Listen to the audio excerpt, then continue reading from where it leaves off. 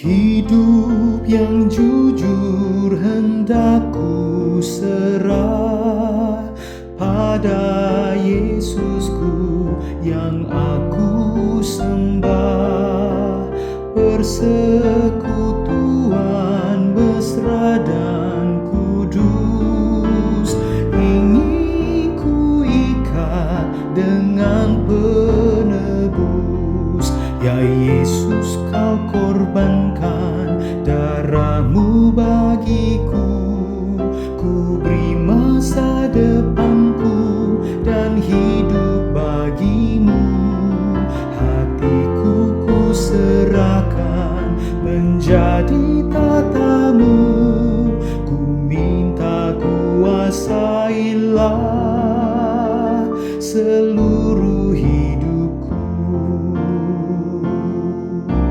Memuji Yesus dengan hidupku, mau berkenan pada Dia penuh, ikut mencari yang hilang sesat, bawa padanya yang susah penat. Ya Yesus, kau korbankan darahmu bagiku.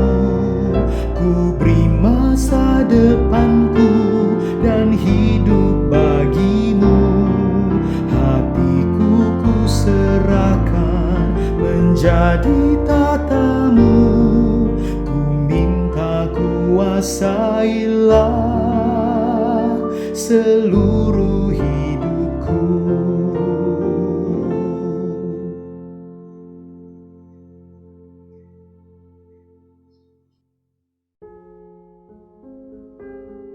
Shalom saudaraku yang terkasih, apa kabar?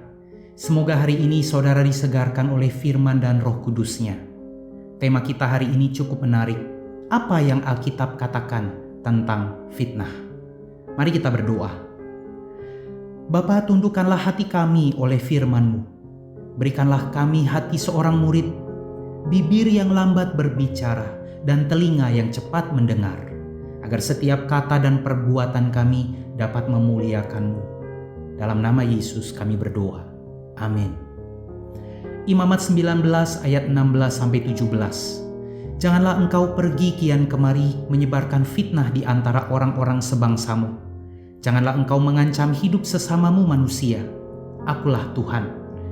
Janganlah engkau membenci saudaramu di dalam hatimu, tapi engkau harus berterus terang menegur orang sesamamu. Dan janganlah engkau mendatangkan dosa kepada dirimu karena dia. Apakah saudara pernah menonton film komedi remaja berjudul Mean Girls tahun 2004 yang dibintangi oleh Lindsay Lohan dan Rachel McAdams? Dalam film itu ada satu benda penting dalam alur cerita, yaitu sebuah buku yang disebut The Burn Book. Buku tersebut adalah catatan berbagai rumor, gosip, rahasia, dan nama ejekan yang diberikan kepada semua murid perempuan dan beberapa guru di sekolah itu. Isi buku itu pada akhirnya terungkap, dan segala fitnah, pernyataan yang tidak benar dan merusak pribadi tiap-tiap orang itu membawa dampak yang serius. Banyak pertengkaran muncul dan ada hukuman yang harus ditanggung. Mungkin kita terheran-heran, bagaimana bisa ada orang yang begitu kejam menuliskan hal-hal yang demikian buruk tentang orang lain.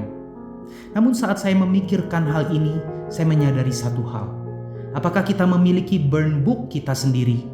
Mungkin kita memang tidak menuliskan dalam sebuah buku atau menyuarakan semua yang kita pikirkan. Namun bila kita harus mendaftarkan semua pendapat kita tentang orang lain, kemungkinan besar pemikiran itu tidaklah semurni dan sebaik yang kita sangka. Alkitab jauh lebih dulu memperingatkan kita tentang bahaya bibir yang tidak dijaga. Dalam konteks ini, orang-orang yang tidak dapat menjaga lidahnya menimbulkan dosa atas dirinya dan menebar benih perselisihan di antara sesama biasa kita kenal dengan sebutan penggosip, pengumpat, bahkan pemfitnah.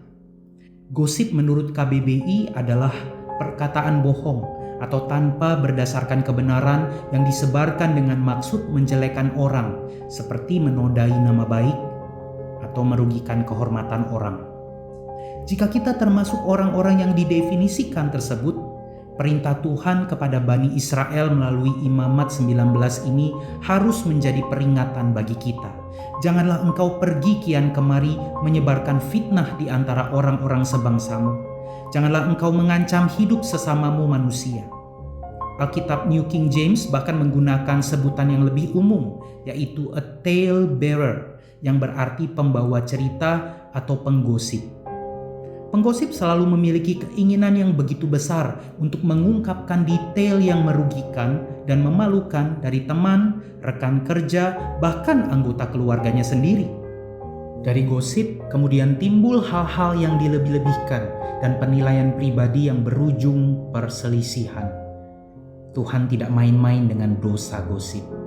Mereka adalah orang jahat yang berusaha mencelakakan sesamanya. Kata-katanya jahat seperti api membara. Mereka adalah orang curang yang menimbulkan pertengkaran dan pemfitnah menceraikan sahabat yang karib. Firman Tuhan jelas mengatakan 1 dari 7 dosa yang menjadi kekejian bagi hati Tuhan, yaitu menyebarkan benih perselisihan di antara sesama. Kita harus hati-hati dan sebisa mungkin menahan lidah kita dari gosip, umpatan, dan fitnah, sebab dosa ini rawan dilakukan karena bentuknya yang bermacam-macam. Bentuk awalnya bisa berupa pelampiasan, berbagi pendapat, mencari nasihat dan masukan, atau hanya sekadar mencari topik obrolan. Hikmat Salomo mengatakan, tangan yang menganggur menjadi alat setan, bibir yang menganggur menjadi penyambung lidahnya. Jangan biarkan bibir kita menjadi penyambung lidah iblis. Tahan lidah kita dari obrolan yang sia-sia dan tidak perlu. Ketika hendak berbagi pendapat, mencari nasihat dan masukan, atau hanya sekadar mencari topik obrolan, pilihlah obrolan yang positif. Lebih mudah untuk tidak mengucapkan sepatah kata pun daripada mengucapkan lebih banyak kata yang tidak perlu. Mari kita berdoa. Bapa Surgawi, tolonglah aku hidup dalam pimpinan Roh-Mu, agar aku dimampukan mengasihi Engkau dan sesamaku dengan kasih Kristus. Ampunilah kesalahanku seperti aku mengampuni orang yang bersalah kepadaku. Dalam nama Yesus. Amin. Untuk refleksi, apakah saudara merasa sangat bersemangat ketika membicarakan kelemahan atau cerita yang memalukan tentang orang lain? Bukankah itu ciri seorang tale bearer? Apa kata firman Tuhan tentang penggosip? Apakah saudara siap menerima konsekuensi dari cerita-cerita yang saudara sebarkan?